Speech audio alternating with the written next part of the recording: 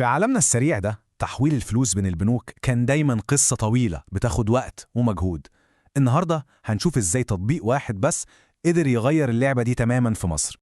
ياه، مين فينا ما جربش يستنى بالساعات أو حتى بالأيام عشان تحويلة بنكية توصل؟ أو يتعقد من إدخال أرقام حسابات طويلة ومملة. دي كانت مشكلة حقيقية بتواجهنا كلنا تقريبا في تعاملاتنا المالية. بس خلاص القصة دي انتهت. مع انستا باي فكرة الانتظار دي بقت من الماضي. دلوقتي التحويلات بتتم حرفيا في لحظات، وكل ده من الموبايل بتاعك. طيب خلينا ندخل في الموضوع على طول. إيه هو بالظبط تطبيق انستا باي ده؟ وإيه فكرته؟ يلا بينا نشوف. بصوا، أهم حاجة تميز انستا باي وتخليه موثوق إنه أول تطبيق للمدفوعات اللحظية ياخد ترخيص رسمي من البنك المركزي المصري، وده معناه أمان تام لفلوسك. يعني التطبيق ده بيحول موبايلك لفرع بنك صغير في جيبك، تقدر من خلاله توصل لكل حساباتك البنكية وتحول منها فلوس في أي وقت، 24 ساعة في اليوم، 7 أيام في الأسبوع، حتى في الأجازات الرسمية. طيب نيجي بقى للحتة اللي تهمنا كلنا، إزاي أبعت فلوس؟ الموضوع أسهل بكتير مما أي حد ممكن يتخيل. يلا نمشي مع بعض خطوة بخطوة. قبل ما نبدأ في الخطوات، في مصطلح جديد كده لازم نعرفه، ال IPA أو عنوان الدفع اللحظي. فكروا فيه كأنه الإيميل بتاع حسابك البنكي. بدل ما تدي لحد رقم حسابك الطويل والمعقد، بتدي له عنوان بسيط زي أحمد@instapay. بكده استقبال الفلوس بقى أسهل وأمن بكتير. طيب لو عاوزين نحول لحساب بنكي عادي، شوفوا السهولة. أول حاجة بنفتح التطبيق ونضغط على إرسال نقود، ومنها نختار حساب بنكي. بعدين بنملى بيانات الشخص اللي هنحول له والمبلغ. وهنا بقى دي أهم لحظة، لازم نراجع كل حرف وكل رقم عشان نتأكد إن كل حاجة تمام.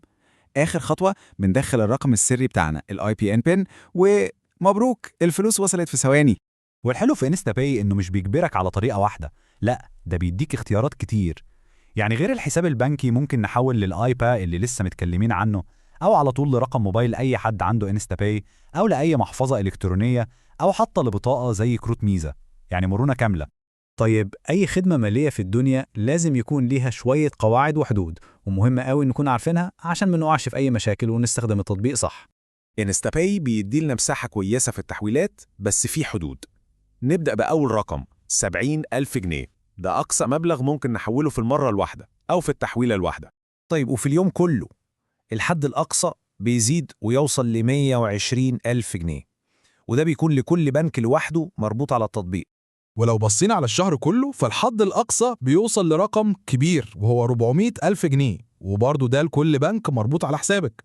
والجدول ده بيلخص لنا كل حاجه. حدود التحويلات احنا لسه قايلينها. نيجي بقى للرسوم. الخبر الحلو إن الخدمة حالياً ببلاش تماماً، وده مستمر لحد يوم 1 أبريل 2025. بعد التاريخ ده هتبدأ رسوم بسيطة جداً، بنتكلم في 0.1%.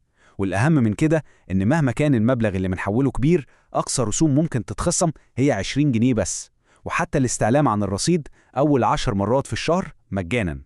السرعة والقوة دي بيجي معاها مسؤولية، عشان كده في كام تحذير مهم لازم ناخد بالنا منهم كويس قوي عشان نضمن إن فلوسنا دايماً في أمان. النقطة دي بالذات مهمة جدا، وممكن ناس كتير تقع فيها. لو أي حد رابط أكتر من حساب بنكي على انستا باي، لازم، وخدوا بالكم من كلمة لازم دي، يدخل على إدارة الحسابات ويختار حساب واحد بس يكون هو الحساب الأساسي. ليه؟ لأن ده الحساب اللي هيستقبل أي فلوس بتتبعت على رقم الموبايل. لو الخطوة دي متعملتش، أي تحويل هيجي على رقم الموبايل ممكن يفشل وما يوصلش. ودول بقى 3 قواعد ذهبية لازم نمشي عليهم. أولاً نراجع الاسم والبيانات 1000 مرة قبل ما ندوس تأكيد، الغلطة هنا بتروح وما بترجعش. ثانياً نفتكر دايماً إن التحويل لحظي، يعني الفلوس بتروح في ثانية وصعب جداً، شبه مستحيل إنها ترجع تاني. ثالثاً ودي بديهية بس لازم نأكد عليها، الرقم السري بتاعك أو ال APN PIN ده سر حربي، ما ينفعش حد يعرفه غيرك أبداً. طيب طبيعي جدا إن ممكن عملية تحويل تفشل لأي سبب، الشبكة، مشكلة في البنك التاني، أي حاجة. ساعتها نعمل إيه؟ وإزاي نفهم الرسالة اللي بتظهر لنا؟ التطبيق لحسن الحظ واضح جدا.